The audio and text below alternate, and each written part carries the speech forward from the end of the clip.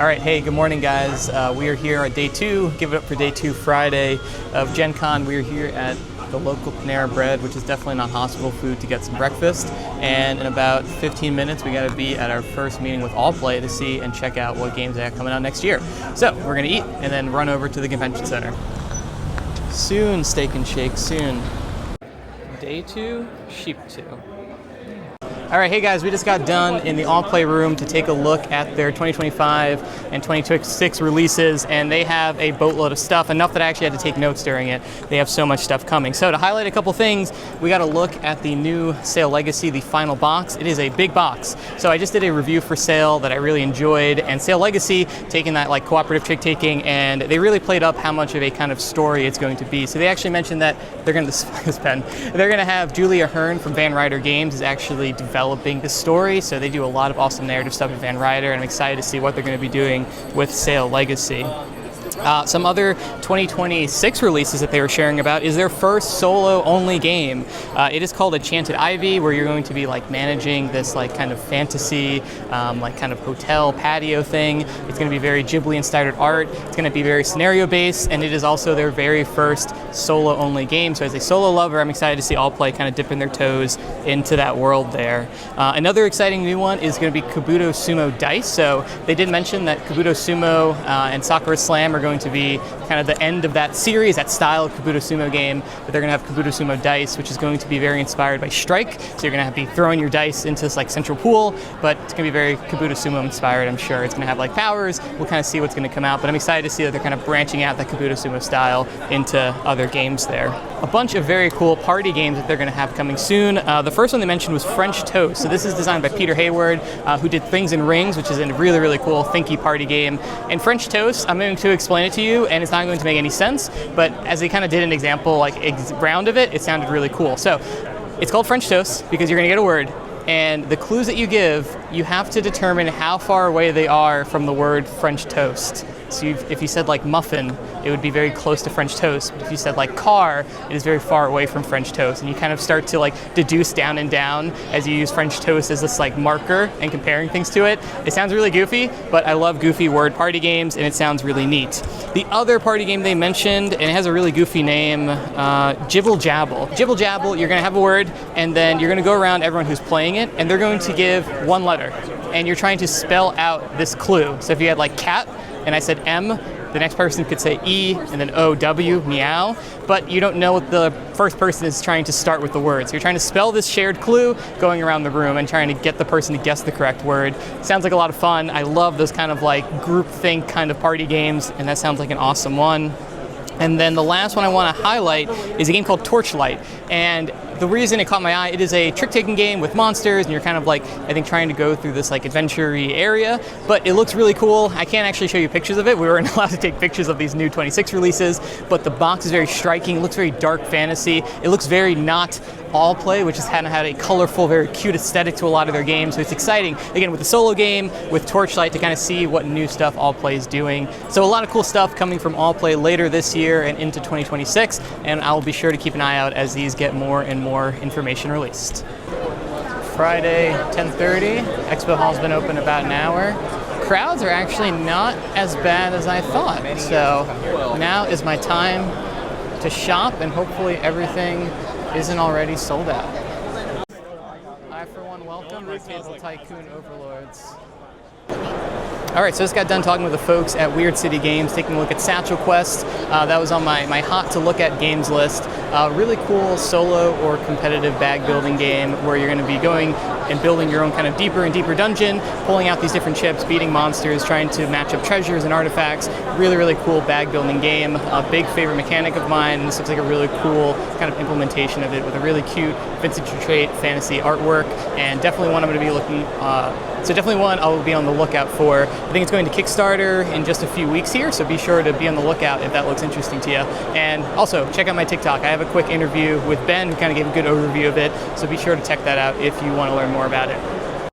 All right, this is the midday check-in here. It's a little about lunchtime, so we're probably going to find some grub before our interview with Satchel Quest at 1:30. But so far, so good. I'm really surprised by the crowds today. It's like the same as yesterday, which is very nice. I've actually started to finally do some shopping here to try to get ahead of the Saturday crowds here. Everything will get sold out by then.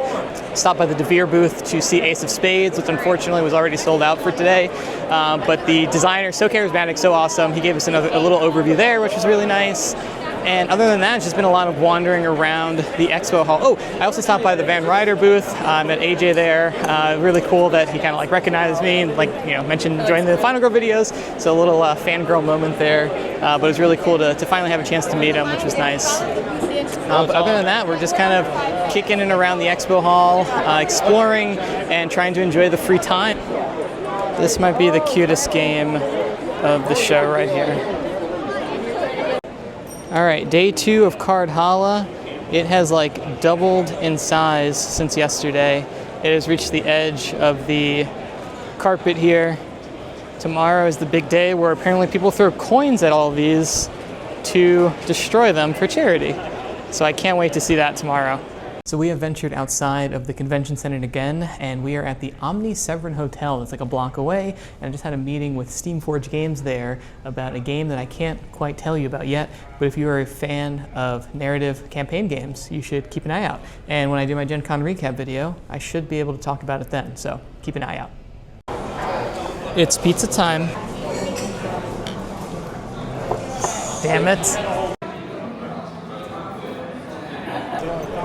The balloon sculpture has been fully assembled here. Look at that sea serpent. This is so stinking cool. Look at that turtle doing some heroic leaps over there. Shout out to Leader Games and Ahoy for inspiring this awesome balloon sculpture. DeVere has really laid out the red carpet. Came across the Genius booth here.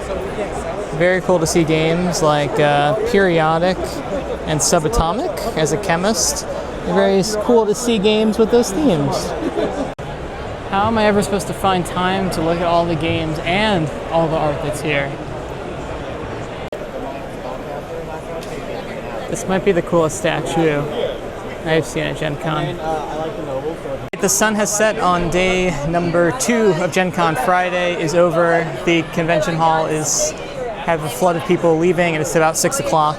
And we had a pretty good afternoon. We just went over to Bezier Games and we had a look at the Game Makers, which is a very meta game about making board games and being the best board game distributor, manufacturer. But it's a really cool action wheel with a lot of simultaneous action selection, where you have this little player board where it's actually a big player board where you're kind of upgrading these different components and getting more and more efficient. It's a little bit of engine building, and you're taking on these contracts to build very recognizable games.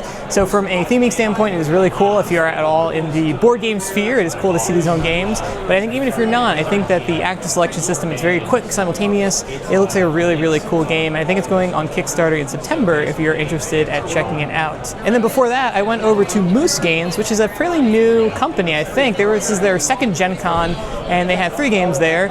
They had a Hello Kitty game, which we got a review copy of. I'm very excited to show to my wife. They have a Poppy's Playtime game, which is very scary. And they also have Menagerie, which I think is their hottest game in the show, and is notable because they have Prospero Hall designing it. So I think people have been hungry for a Prospero Hall game after a bit of a hiatus, and it is a beautiful kind of Victorian era game where you're collecting these different insects. Looks gorgeous. I think they mentioned it's going to Barnes & Noble, and I think it's going to go gangbusters there. It is a gorgeous, gorgeous game. And then earlier in the afternoon, we had a really cool interview with Isaac Childress, who is the designer of Gloomhaven Frosthaven, to talk about Frosthaven Digital. I'm going to have a longer 10-15 minute interview, a little bit longer form. I'll have that edited separately and posted. But that was a really cool conversation, really cool to kind of meet a legend in the kind of campaign solo board game world. It's really cool to meet him. And now I think we're going to go to the Moose Games, has a party that is going on very soon. So we're going to walk over there, hang out, play some games, and try to have some fun tonight and kind of cool off after a very long day in the expo hall. All right, this is the last entry for day 2 of Gen Con. Friday has wound down. It is getting late in the day, and where else do you end your day other than the Steak and Shake by the convention center to get some late night food. So our evening activities are pretty fun. We went to a party at the Punch Bowl Social for Moose Games. So we also had a meeting with them earlier in the day, and they're calling a lot of names in this Chick-fil-A, in the Steak and Shake right now. So ignore those names being called out behind me. So we hung out there. They had this really cool place called the Punch Bowl Social. It was like a bowling alley / arcade. We played this really silly game where you're like slapping these like cow back and forth and trying to like pop a cow out of a thing. We played this like funny little pickleball game that was really fun, and we bowled. I think in the years to come, we are really going to hear more and more about Moose Games. I think they're going to have a lot of kind of IP power. Obviously they have that Prospera Hall kind of design collective behind them, and I think they're definitely one to look out for moving forward. So after the Moose Games party ended, we went to the Cosmos party. Jared, I have your shake. My shake is apparently ready. We went to the Cosmos party, and they did a really cool event with Dice Words, and that was the event I had. That was the game I had in yesterday's vlog, where it's like kind of rolling dice and you're trying to make words with the. Thank you. I got my strawberry shake here to end the day. So you kind of rolling dice, and then you're trying to make words that match like these 4 central dice that are rolled. They're like these ice cubes. Really cool word game. Again, it was cool to check it out. I did not win at my table's game. I did pretty awfully. But overall, it was really, really fun. Fun to kind of play a game in such a big room with a ton of people. They gave away some consolation prizes, so it's over there. I got Imhotep the Duel, which actually is a game I'm really happy I got. Pretty good consolation prize. And then after that, we kind of wandered out of the convention hall, and we found ourselves at the Steak and Shake. So I'm going to drink the shake and eat my steak burger that was coming out soon, and we are going to call it a night.